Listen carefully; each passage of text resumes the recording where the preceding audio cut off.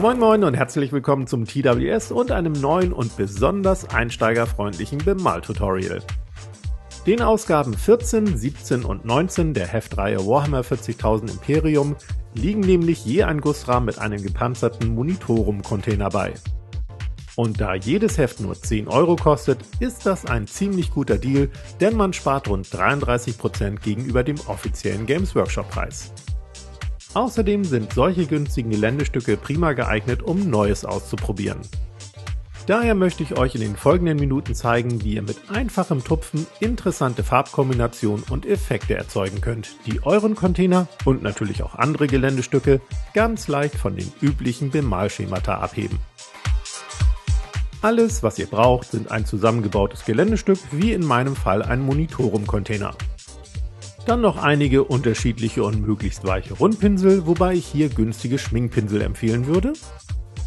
3 unterschiedlich helle Farben mit etwas Kontrast zueinander. Und einen schwarzen oder braunen Wash plus Verdünner.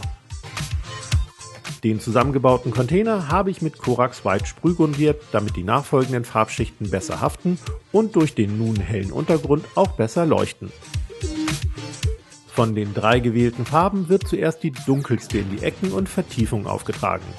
Dazu nehme ich einen flachen Schminkpinsel, um die Farbe vorwiegend pur aufzutupfen, statt klassisch aufzumalen.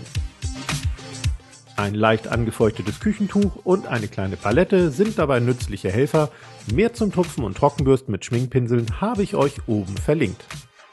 Tupft die pure Farbe dünn in alle Ecken und Vertiefung und macht euch keinen Kopf, dass das aktuell nicht schön aussieht oder wenn ihr die eine oder andere Stelle nicht richtig erwischt. Das gleicht sich alles noch aus. Aufgrund der vielen Details und kleinen Flächen ist dieser Container nun schon fast bemalt, aber die hellen Corax White Stellen sind wichtig, damit die zweite Farbe dort besser zur Geltung kommt. Denn die zweite Farbe ist eure Hauptfarbe und wird nun mit einem weichen Rundpinsel aufgetupft. Ich nehme wieder einen entsprechenden Schminkpinsel. Konzentriert euch beim Tupfen auf die Flächen und Kanten, sodass die Vertiefungen ihre vorherige Farbe beibehalten. Durch das Tupfen und mit immer nur wenig Farbe auf dem Pinsel entstehen hierbei, wie von Zauberhand, weiche Farbübergänge. Streicht den Pinsel zwischendurch immer mal wieder übers feuchte Küchentuch, denn die Farbe an sich muss nicht verdünnt werden. Das könnt ihr aber natürlich auch machen, um beim Tupfen mit der Deckkraft der Farbe zu spielen und so noch weichere Übergänge zu erzeugen. Als nächstes werden die groben Details am Container bemalt, in meinem Fall die Metallteile mit einer Metallfarbe. Sobald dann alles getrocknet ist, folgt ein verdünnter Wash. Ich nehme Nun Oil von Games Workshop, das ich zu 50% mit dem entsprechenden Medium verdünne. Aber ihr könnt natürlich auch jeden anderen Wash plus etwas Wasser nehmen. Damit wird das Geländestück nun komplett bemalt, um die Vertiefung zu betonen, die bisherigen Farben noch mehr miteinander zu verblenden und eventuelle Blitzkanten und Tupffehler zu kaschieren. Bringt den Wash wie üblich dünn auf und achtet darauf, dass sich nirgends Pfützen bilden. Ist alles richtig gut durchgetrocknet, braucht ihr einen kleinen und weichen Rundpinsel. Habt ihr in eurem Schminkpinselset nur große, schneidet einem Pinsel einfach die Haare ab, wobei der Pinsel eine gewisse Spitze zum punktgenauen Tupfen behalten sollte. Damit wird zunächst wieder die Hauptfarbe aufgetupft, aber nur auf die flächigen, glatten Bereiche, um diese wieder aufzuhellen und gleichzeitig die Washflecken zu überdecken.